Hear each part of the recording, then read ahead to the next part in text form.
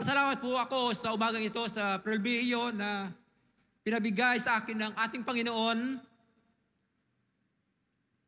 na makapag-share ng kanyang salita.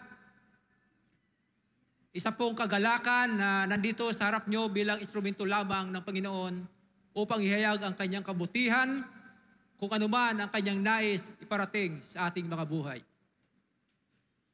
Kung handa na po kayo, handa na rin ako. Sige po, buksan po natin ang ating mga Biblia o ano man yan, cellphone, gadget o iba't ibang kasangkapanan upang gamitin natin upang mapapurihan ng Panginoon. Ang ating pong teksto ngayon ay ating pong matatagpuan sa aklat ng Marcos o Mark chapter 1, verse 1, chapter 1, verse 16 to 20.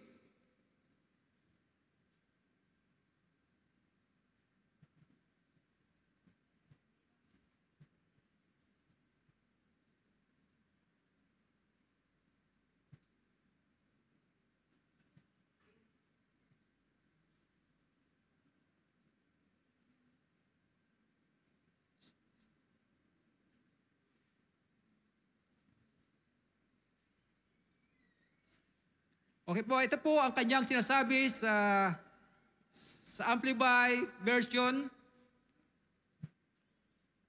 And verse 16, they told, as Jesus was walking by the shore, for the shore of Sea Galilee, he saw Simon, his name Peter, and Simon's brothers, Andrew.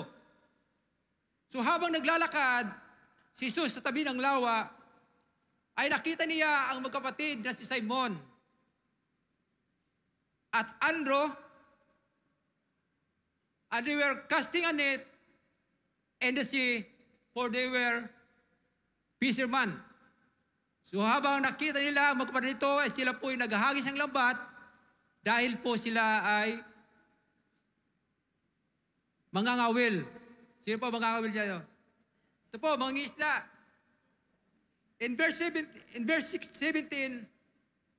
and Jesus said to them, follow me, as my disciple accepting me, as your masters and teachers, and walking the same path of life that I walk.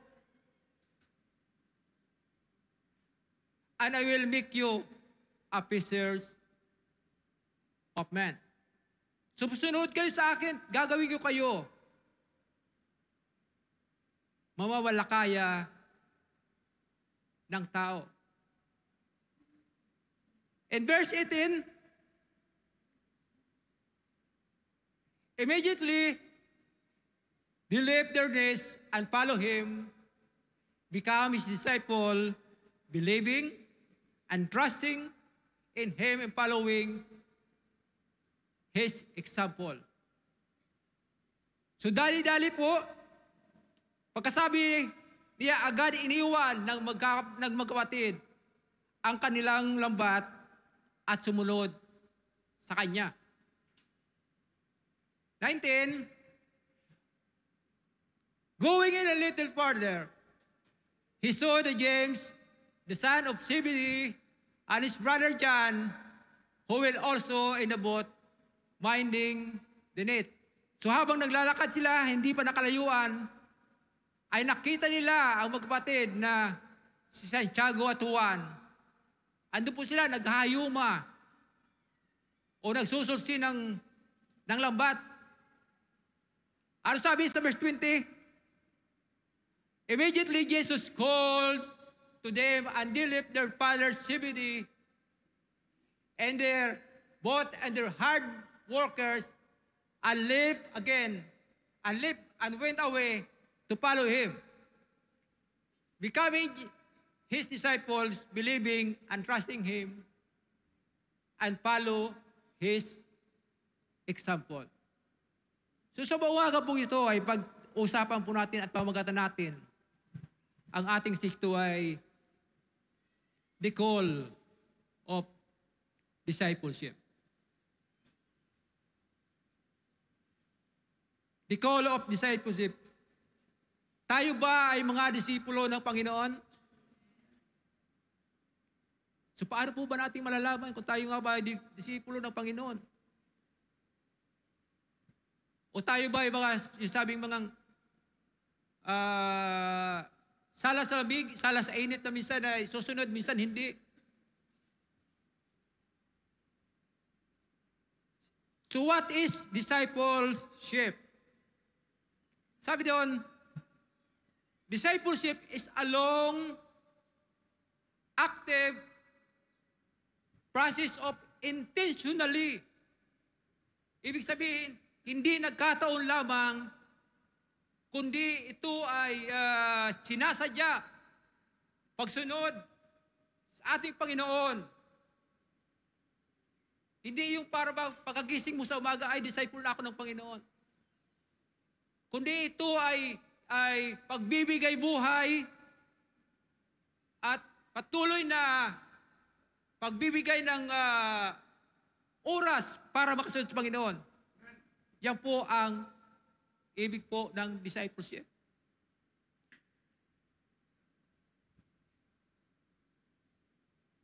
Higit sa lahat, ito po ay yung sinasabi nating mga followers or learner. Alam po natin, ang buhay Kristiyano po ay hindi lamang yung pakanta-kanta lang,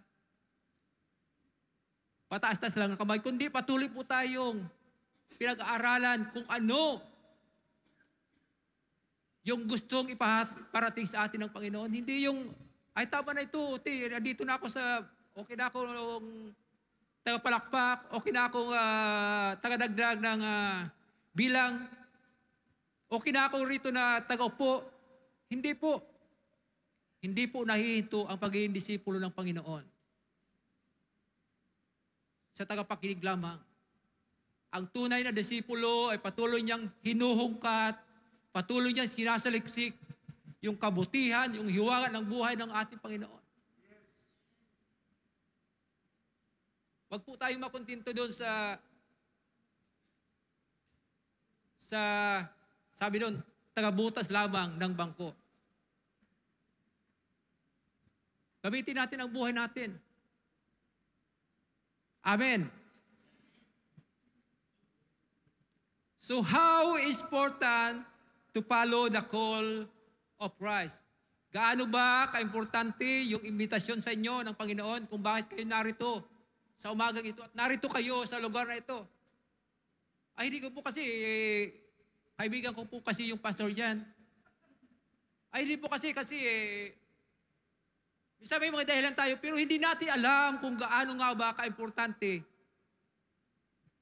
yung imbitasyon kung bakit narito tayo sa lugar na ito, nagbibigay ng oras.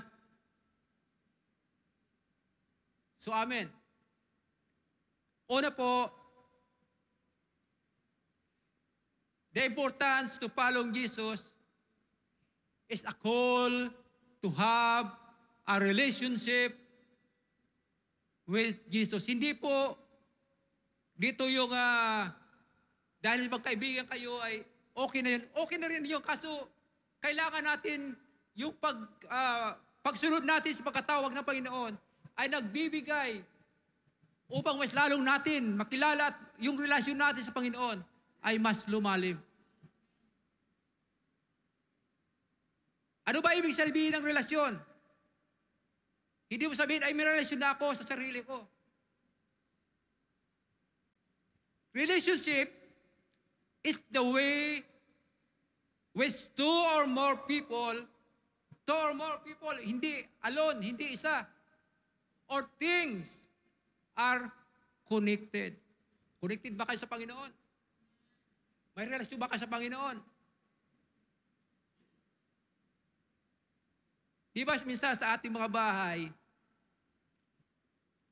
literally speaking, lalo lang pag sa ating mga signal, pag hindi tayo nakakonik, anong ginagawa natin? Lalo na kung kayo ay nagtitiktok, aba.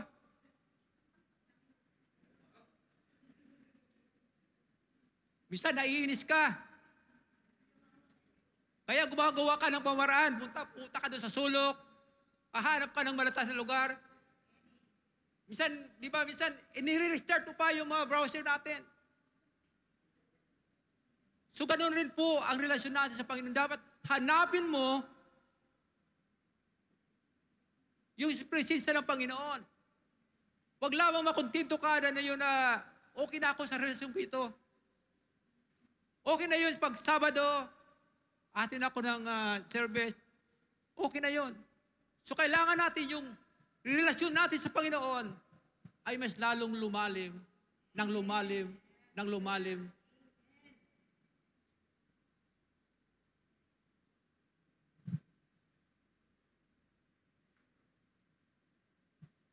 So ano ang ginagawa natin? Huwag po tayo makontento kung ano lang yung kaya natin gawin, kundi hanapin natin. Mas lalo nating ilapit yung ating mga sarili sa nagbibigay ng source ng lahat ng bagay sa ating buhay. Relasyon po ang una, ang nais na ibigay sa atin ng Panginoon. Nung una pong tawagin ng Panginoon yung ating unang mga disciple,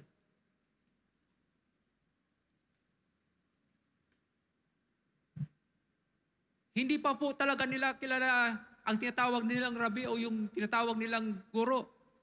Maliban na lamang dito sa dalawang magkapatid na to, na si Andres at si Pedro, na minsan na nila nakakita ito noong panahon ng ministeryo ni Juan Bautista. So, ibig sabihin, hindi pa nila gaano kilala at yung relasyon nila ay para yung magkakilala na sila, hindi pa yung intimate relationship na nais ng Panginoon sa bawat isa sa atin. So ano ba ang dahilan kung bakit tayo inaalok ng relasyon ng Panginoon? Ano ba? Dahil gusto ng Panginoon. He called us to know Him. Oh, kilala ko naman si Jesus eh. Okay na to makilala ko siya na siya yung Diyos.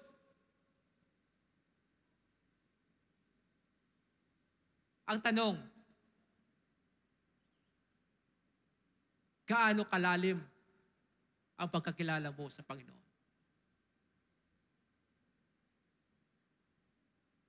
So tinawag rin tayo ng Panginoon upang iparanas ang kanyang pag-ibig. Alam natin na ang Diyos po ang siyang unang nagmahal sa atin. So kailangan lang natin pantayan o ibalik yung pag-ibig ng Panginoon na kung saan dahil sa kanyang anak, ang pag-ibig ng Panginoon, ang kanyang grasya kung bakit tayo may kaligtasan.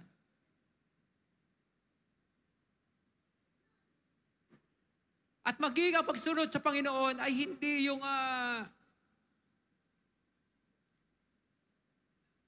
isa na namang relihiyon. Di ba minsan may mga tao na, oh, punta kayo rito bro, sama kayo. Sunod kayo sa akin. Saan tayo pumunta? Di doon tayo sa sa amin doon, pag nandun ka sa amin, tiyak. Langit ka. Alam po natin, sa mga panahong ito, sa mga pagkakataon ito, napakaraming relihiyon na nagsasabing dito sa amin, tiyak may kaligtasan. Alam po natin na minsan ang relihiyon ay yung nagpapalayo pa sa tao. Bakit? Di ba, minsan may mga tagpo na makita ka lamang ng kapatid mo o ng kakilala mo, ay hindi, born again yan, iiwas ka. Iiwas sila sa iyo. Pero may mga minsan naman, makita ka rin ng iyong kakilala, malayo pa lang, nakangiti na yan, ay yan, born again yan. So ibig sabihin, ang relihin po ay hindi dahilan upang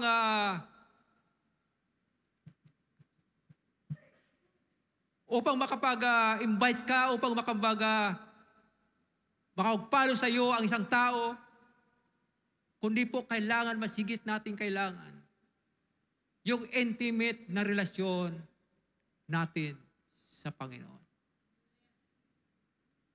Ibig sabihin, yung talagang puso sa puso, kilala mo kung sino ang iyong sinusundan. Amin po.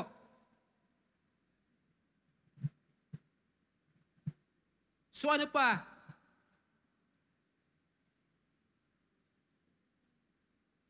The following Jesus is the call to have a relationship. It is not only a bonding on 1 week.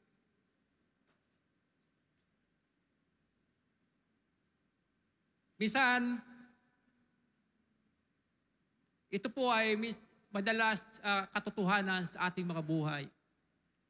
Nagtatrabaho tayo ng 5 araw o 6 na araw sa isang linggo.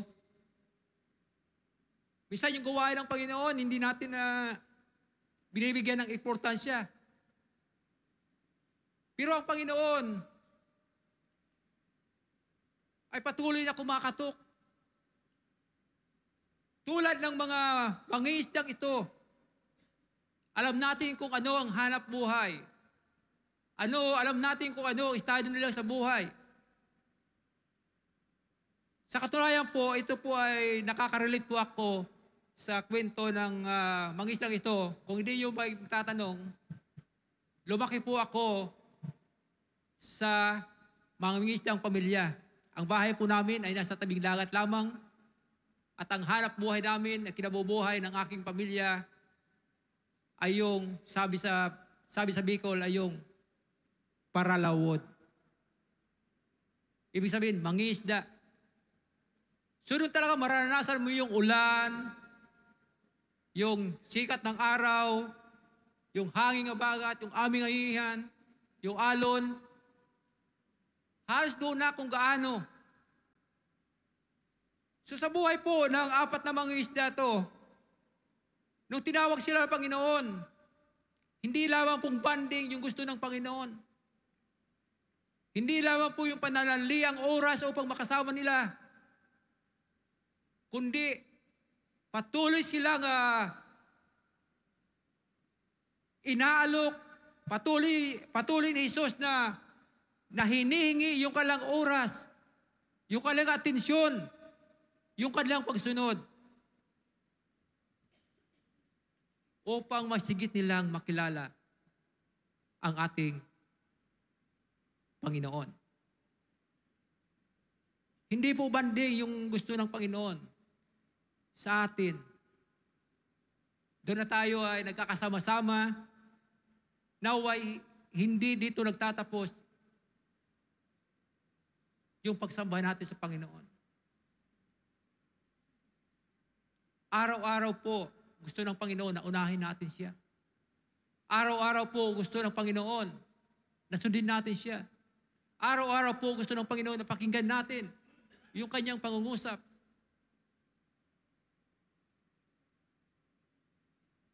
Mahirap po ba sumunod sa tawag ng Panginoon? Oo, mahirap kasi busy tayo eh. Oo, mahirap kasi may mga priority tayo sa buhay na gusto nating makamit. Oo, kasi may mga pangarap tayo para sa ating mga anak. Ngunit, pag ang puso mo po ay may pusong handang sumunod sa panawagan ng Diyos, wala pong mahirap.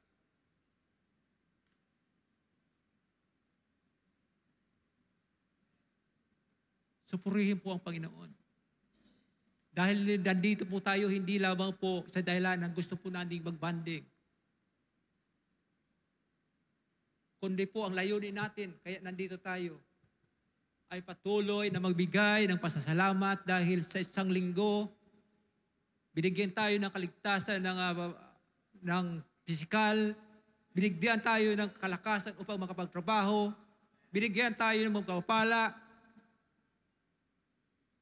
at higit sa lahat, yung kagalakan na hindi matutumbasan ay patuloy niyang pinagkakalob sa atin. Yan po yung gusto ng Panginoon. Hindi lamang yung pandaliang o saglit lamang oras. 1 oras, 2 oras, hindi buo banding ang gusto ng Lord. Kundi ang buong buhay mo, buong pagkakataon na buhay ka at binigyan ng pagkakataon, lakas, pagkatiwala po natin sa Panginoon. Ang anuman naisin natin, ang anumang layunin natin, at siya na po ang bahala sa ating mga buhay. Supurihin po ang Panginoon. So ano po ba? Following Jesus is a call to have a personal relationship with Him. Personal, ibig sabihin, kayo at kayo ng Diyos lamang, hindi yung, kami may personal relationship na kami sa aking Panginoon. Kundi ikaw at ikaw lang ang Panginoon ang nakakaalam. Alam po natin na wala pong nakakatago sa Panginoon.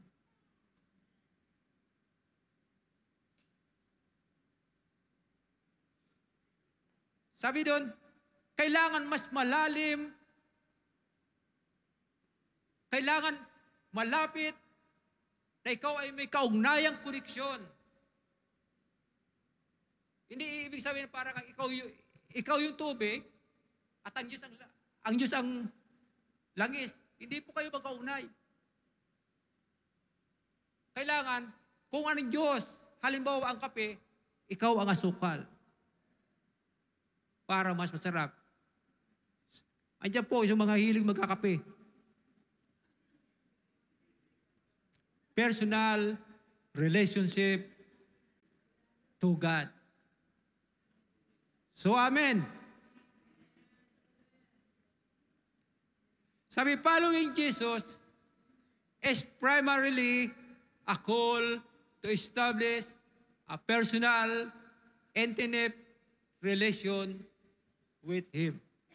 Ito ang pangunahing dahilan upang magkaroon tayo ng matatag na relasyon sa Panginoon. Ito ay bunga ng ating pagsunod sa Panginoon. Purihin po ang Diyos. Dahil andito po tayo. Wala naman siguro napipilitan na bumangon ng umaga. Sabi doon, ano ba ang dahilan mo ba't bumabangon sa umaga? Isa pong patalastas doon. Ito po yung patalastas ng kape. Nescafe. So ano po ang dahilan mo ba't bumabangon ka sa umaga?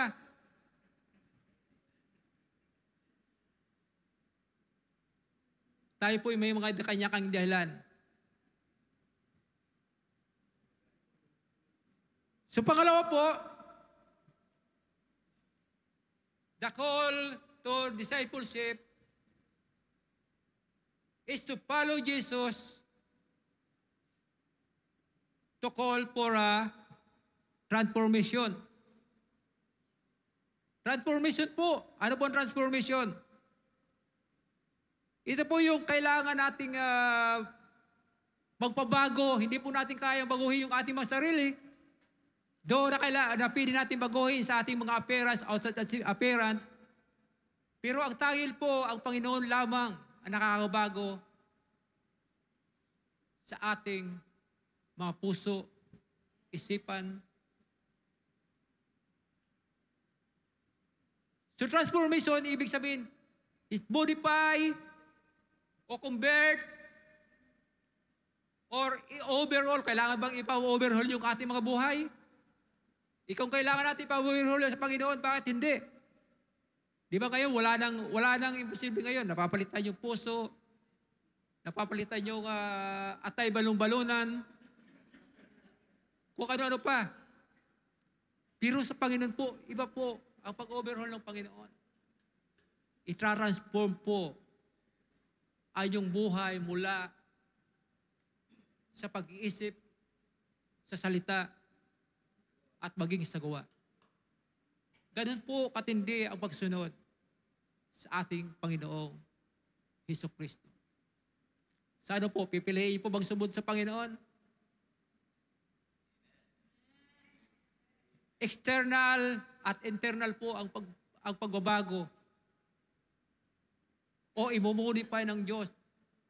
Di ba ngayon, may mga upgraded na, may mga ito, i-convert mo nga sa mga bagay na, ngayon gusto ng tao, gusto yung lagi nagtatransform. Para ba yung si Transformer?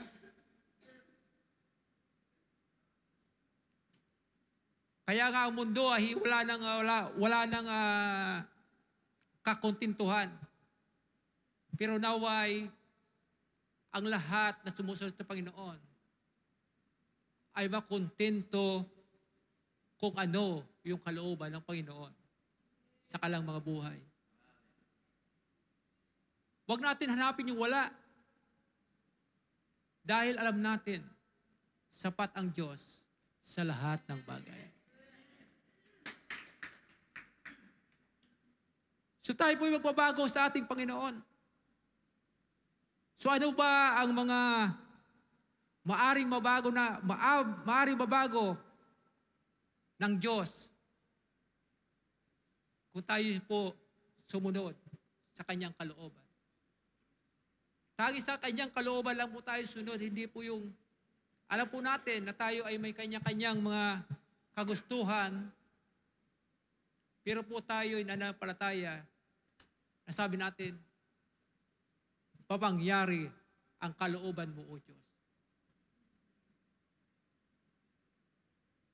Sa ating pong pagsunod sa Panginoon, ay may mga ilang bagay o maraming bagay na naubago sa ating mga buhay. Una po, bibigyan po tayo ng Diyos ng new identity. Bagong pangalan, bagong rekognasyon. Sabi doon, believers receive a new identity, a new life, a new position in Christ, entirely new creation with different nature. Ito po yung sabi po ni Pablo sa 2 Corinthians chapter 5, verse 17. Sino po ba nakakasaulo nito? Sabi nila, ang unang Kristiyano po, ito po ang madalas silang nasa saulo. Sabi, therefore, anyone in Christ is a new creation, and the old is passed away. Totoo naman talaga yung old natin is passed away, di ba? The old is passed away. Behold, the new is come. So may mga pasaway pa ba rito? Wala ang pasaway rito. Kung may roman, siguro hindi taga rito yon. Di ba? Binago na tayo ng Panginoon ng ating pagkakilanlan. Sino po ba naka-attend ng OHB seminar? Isa po parte ng OSB Simera yung pagbubunutan kung ano yung magiging bago mong katawagan. Iba-iba po katawagan doon. Sa akin po, di ko na po matandaan kung ano yung nabunot ko. Siguro epekto ng pagkakape.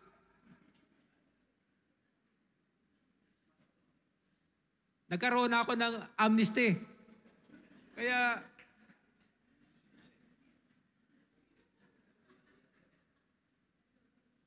so ganun po, i-transform natin yung ating bagong identity. Di ba minsan, kilala ka na noong hindi ka pa nakikilala sa Panginoon,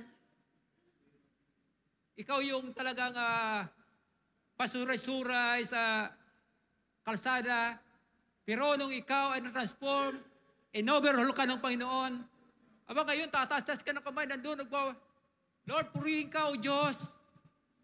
Sambahin ka, Panginoon. Hindi na yung dati buti yung hawak mo. Ngayon, microphone.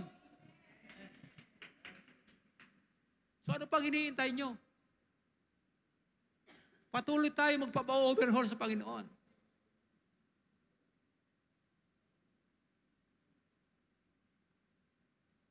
So ano pa? So ano pa yung kailangan o ano pa yung mga required o ano yung mga involved na ibabago ng Panginoon o i-transfer tayo sa Panginoon? Tayo we have to perspective. Yung pananaw mo sa buhay.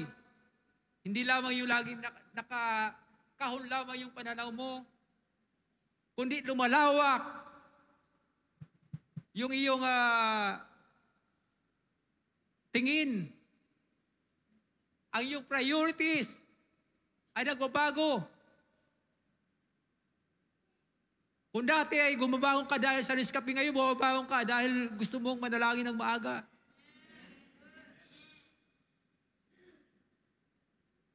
Di mo na hinihintay na mag-alarm. Dahil alam mo, ikaw manalangin, kundi gigisingin ka ng Holy Santong Espiritu upang manalangin. So ano pa? Attitude change. Kung dati ay makapasaway ka,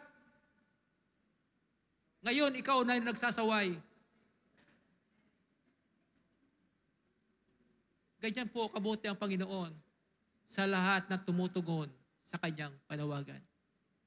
Ang pagbabago ng Panginoon ay libre. Walang bayad po. Hindi po kailangan pang punta sa mga eksperto upang magbago. Ang Panginoon po ay libre na nagbibigay sa lahat na patuloy na sumusunod sa Kanya. Sabi daw, priority shift for being a fisherman to the fisher of men. So yung priorities po na ng 4 o yung 2 magkakapakapatid ay nabago po nung pagkatawag sa kanila ng Panginoon. Kung dati, umaga pa lang o gabi, hindi natin alam kung ano yung oras ng kanilang pangingisda. Maaari yung gabi ay ginagawa nilang araw, yung araw ginagawa nilang gabi. Ngunit, noong sila ay sumunod sa Panginoon, ang priority nila ay nabalig. Kung dati sila ay mga ngawil, andyan po yung ating mga kapatid na talagang mga fisherman yan. Kung dati po, Saturday pa lang ay talagang andun sila sa dagat. Pero ngayon, maagang-maaga sila sa church para lang makapag sunod sa Panginoon. Ganun po tinatransform ng Diyos ang mga tao na gusto at willing, may puso na sumunod sa ating Panginoon. At isa pa rin, binabago ng Panginoon, ino-overhaul ng Diyos sa ating mabuhay ay ating buong pagkatao. He just gave me a new life. Sabi yun, it's involved leaving behind old habit. Ano ba yung ating mga palipas oras? Kung dati palipas na ating oras, yung bro, 10 ka na dyan, 10 rin ako dito. Isang buti tayo. Dati po, noong nasa probinsya po ako, alam po natin ang buhay ng mga nasa probinsya. Lalo kung ikaw ay isang kabataan, tambay,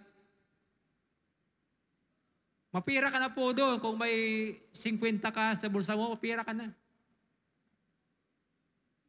Kaya ang habit po nang wala pa noon sa Panginoon, kung ano yung kalasyawan o kahiligan ng laman o ng buhay na wala pa sa Panginoon, nandun po. Ngunit nung tayo ay sumunod sa Panginoon, yung old habit natin, hindi man nawala yan, ngunit unti-unting minomodify ng Panginoon. Alam po natin na mahirap po na baguhin yung buhay kung tayo lamang po ang gagawa. Kaya nga po umaasa tayo sa pagkilos ng Panginoon.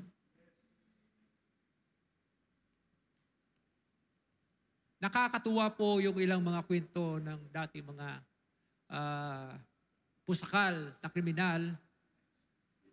Kung kayo po ba ay nanonood ng mga YouTube o anuman, talagang nakakablis po yung kalamabuhay na dati sila ay talagang mga hard killer. Pero ngayon, sila ay nalilingkod sa Panginoon. Tayo rin po, may mga bagay na pangit, hindi lamang sa paningin ng Diyos, higit sa lahat sa paningin ng tao. Yung ating pong mga kinaugaliang gawi na hindi natin mawaglit nung mga panahong wala pa tayo sa Panginoon. Ngayon, bago na. Di ba minsan pag nagbabakasyon tayo sa Pilipinas, agad-agad may pupunta niya sa bahay. O pare, baka pwede rin mag-umpisa na tayo. Pero ngayon po hindi. Minsan wala nang dumadalaw sa iyo dahil alam niyang bago ka na, hindi ka nang ranas ko po yan sa buhay ko. Mula nung maging Kristiyano ako, ultimo, mga pinsanin ko, kamag-anak ko, lumayo ang loob sa akin. Doon na malungkot ka, pero sa kabilang banda, hindi ko rin naman pinagsisihan yon. Dahil alam ko kung ano yung tama at ano yung mali. At ang tama, ito ang gusto ng ating Panginoong Jesucristo. So tayo po'y binibigyan ng buhay, ng bagong buhay. So ano pa? Binibigyan tayo ng panibagong mga purposes sa ating buhay.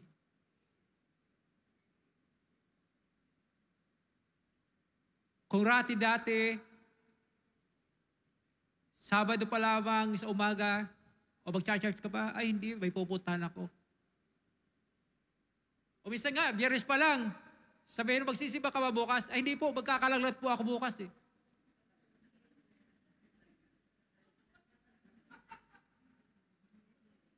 So, mula nung tayo ay makilala sa Panginoon at nagbabago, binibigyan tayo ng kanyang bagong layunin.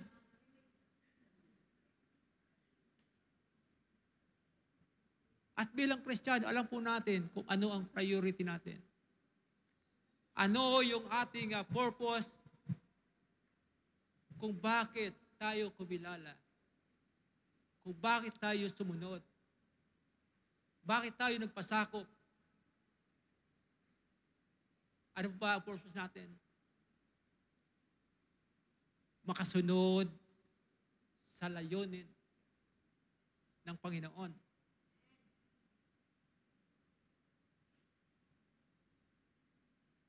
Makasunod po sa layunin ng Panginoon. Hindi man na mabilisan, ngunit may pagbabago.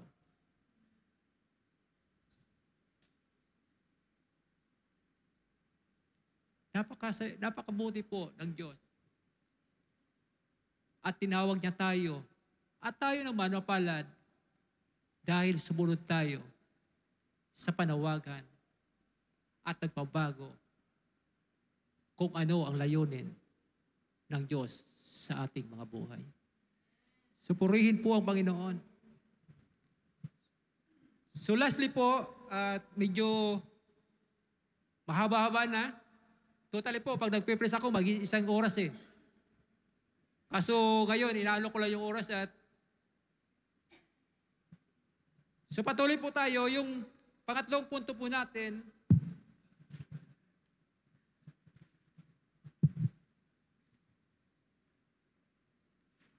the call to discipleship, following Jesus, is a call to respond wholeheartedly.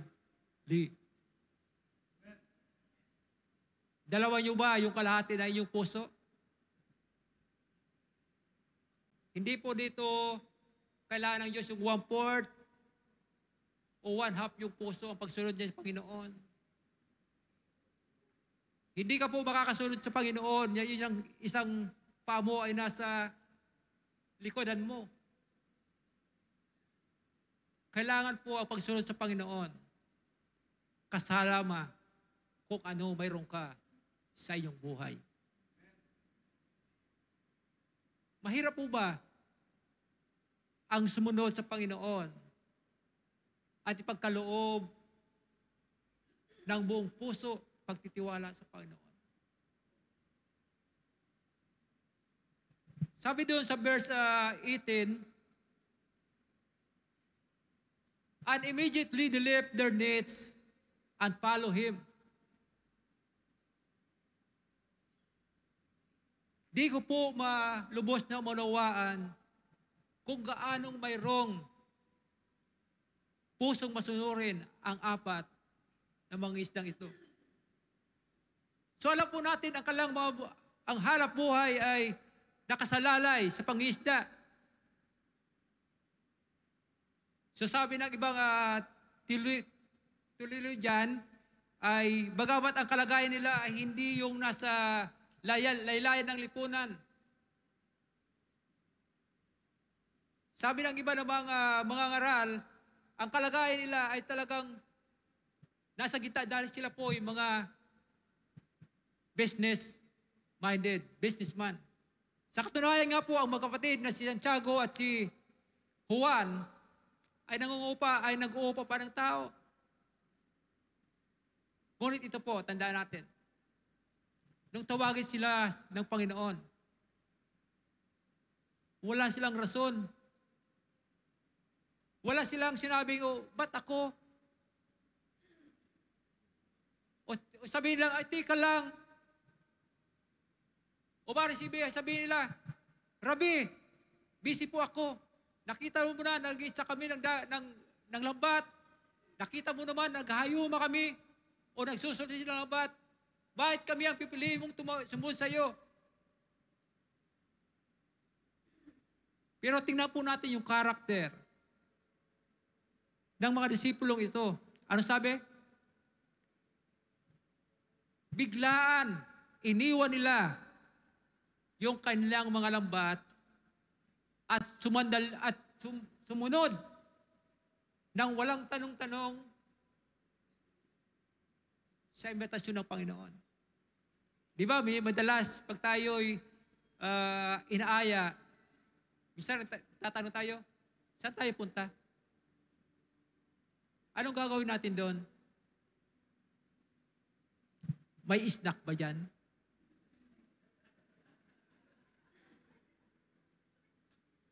Ganon tayo. Pero yung mga islang ito, wala. Wala silang katanong-tanong, kundi talagang mabilis pa sa alas 4. Iniwan nila ang kanilang lambat, bangka, at ang kanilang pamilya.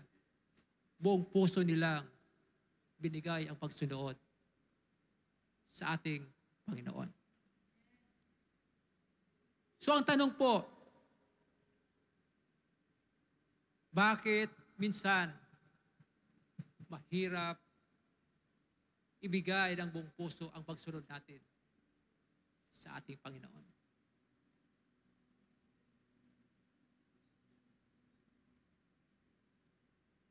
Mahirap. Kasi inaalala natin, Lord, pag sumunod ako sa iyo, paano na ang buhay ko? Paano na ang pamilya ko? Paano ang kinabukasan ng aking magiging mga anak po? Totoo po. Hindi po mawala sa isipan ng bawat isa sa atin dahil po tayo ay normal na humihinga, gumagalaw, kumakain, may pangailangan na tayo po'y mag-doubt, magtanong sa Panginoon na kung bakit ako. Pero alam natin na ang source o dahilan ng ating kinabubuhay, yung magandang trabaho mo, yung magandang kinabubuhay mo, ay dahil sa biyaya na tinatanggap mo mula sa Panginoon.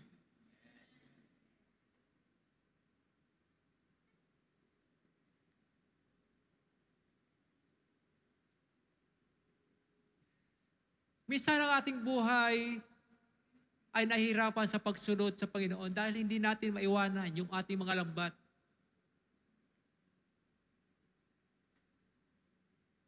At sa konteksto ito na ating pong binasa sa Marcos 1,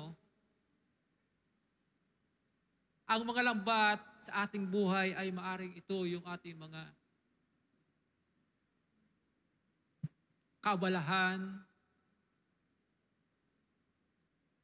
mga pangarap,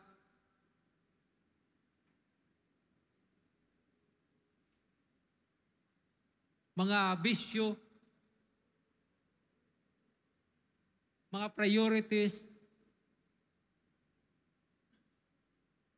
Kaya patuloy natin iniingatan yung lambat na minsan nagpapabigat sa pagsunod natin sa Panginoon.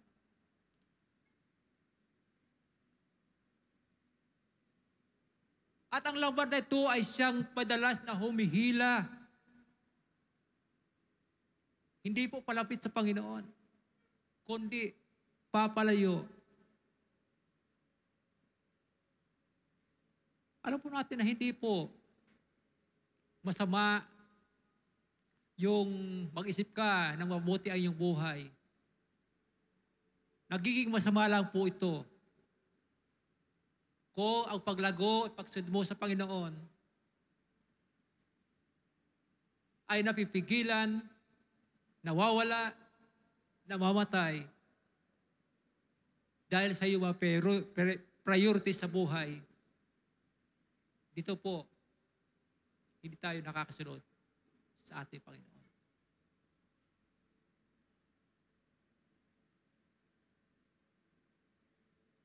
Ang lambat po sa mangingisda, isa sa pinakalaga.